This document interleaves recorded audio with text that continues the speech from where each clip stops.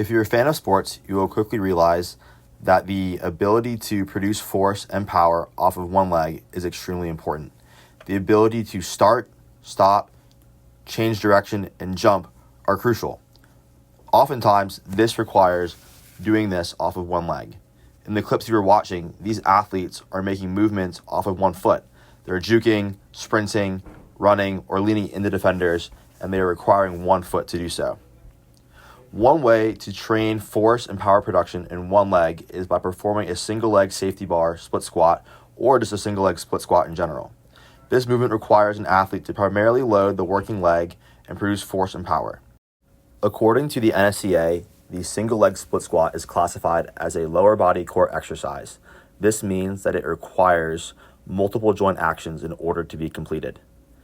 The single leg split squat is applicable to all athletes, but especially those that produce force horizontally or vertically. This includes track and field, football, basketball, and more. It is important to master a bodyweight split squat, normal squat patterning, and lunge patternings before beginning. Now we'll get into a specific warm-up. I start by doing a lunge walk at one set of 5 reps on each side. I'll follow that up by performing a quad pull, and again, I'll be at one set of 5 reps on each side as well. Following the quad pull, I'll also do knee pulls, this time, you guessed it, at one set of 5 reps on each side. Following those 3 movements, I will perform a standing bodyweight split squat at one set of 10 reps on each side. This just prepares your body for the split squatting pattern and allows you to figure out proper foot placement. I also will occasionally do this using a bench, so I can just really load that front foot and prepare that for the load that's about to come. The last exercise I'll perform is a kettlebell side bend at one set of 10 reps on each side. This prepares the abdominals for weight shift, and it allows us to remain upright as we split squat. So now we're going to get into the split squat itself. In this example, I'm using a safety bar split squat, but this can also be done with a barbell.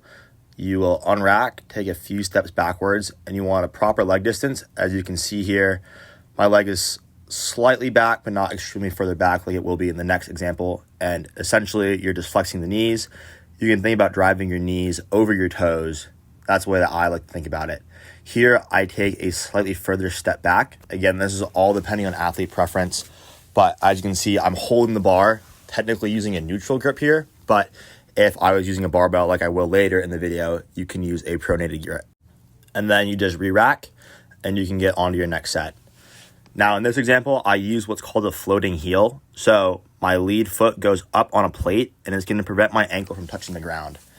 This comes from the idea that sports are played on our toes, right? Not many people jump or sprint flat-footed. So this allows us to strengthen the muscles in our feet and increase motor unit recruitment, and will allow us to sprint and produce force through our foot.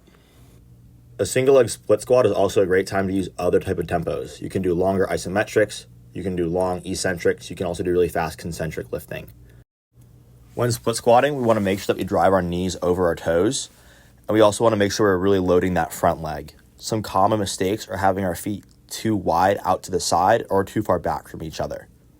We also want to make sure that our hips remain underneath our torso and there is no butt winking involved. This is a lift that can be modified for multiple people just based off of their biomechanics, so it might look different depending on the person. When I split squat, there are 2 cues that I like to think of. The first one is thinking about putting my shoulder blades in my back pocket. This helps keep me tight throughout my thoracic spine and helps stabilize my upper body, which also helps stabilize my core. An example here can be shown of me rolling my shoulders back and down into place.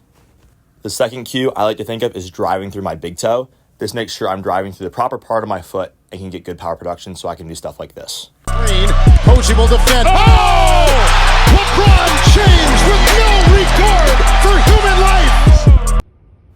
I hope this helped, and I'll see you in the next video. See ya.